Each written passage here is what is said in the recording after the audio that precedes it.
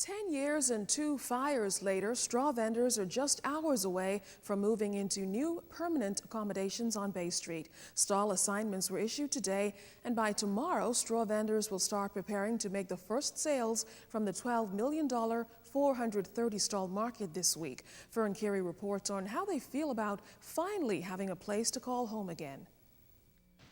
In just a matter of days, straw vendors will be moving into the new straw market.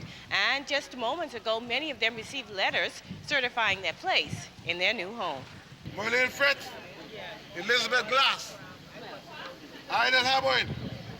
The process reportedly started Monday on Woods Rogers Wharf, where many vendors relocated after Hurricane Irene destroyed the temporary straw market tent in August. More than 100 vendors received letters.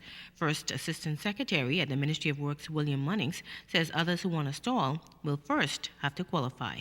Those who have completed paying up to 11, that is both business license and national insurance. 45% of vendors are reportedly compliant with their national insurance payments, along with an up-to-date business license.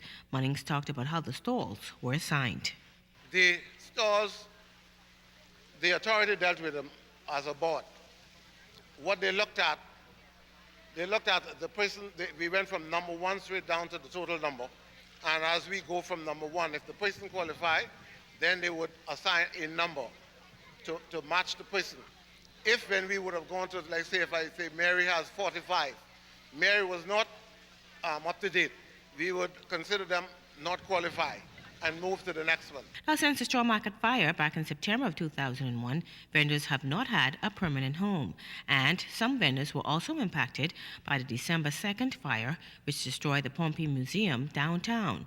Now, longtime vendors Miriam, Wright, and Christine Curtis are looking forward to their new home. I'm very happy that I got my letter. And wherever I'm at, I'm grateful. So it doesn't matter.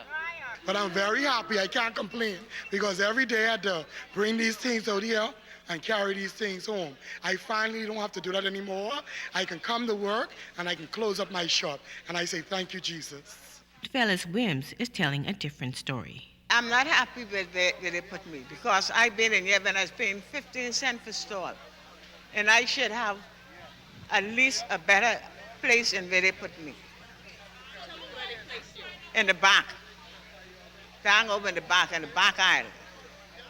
And I don't like that area at all. And people who just come in the straw market, they put up in the front and thing. The straw market is expected to open for business at 7 a.m. Friday morning. Fern and Carey, ZNS News. Now, vendors have been given 2 days' notice to move their belongings from the Prince George Wharf, where they're currently selling their wares. They are required to be moved from the dock by midnight on Thursday night, which is the 15th. The market will be open for business, not business, but they will be open for the movement into the market at 1 o'clock on Thursday, right? So we are putting it in the newspaper, speaking to ZNS. We want the general public to know that we gave the vendors notice, and they are to remove all of their personal belongings and their goods from the market by 12 o'clock on Thursday.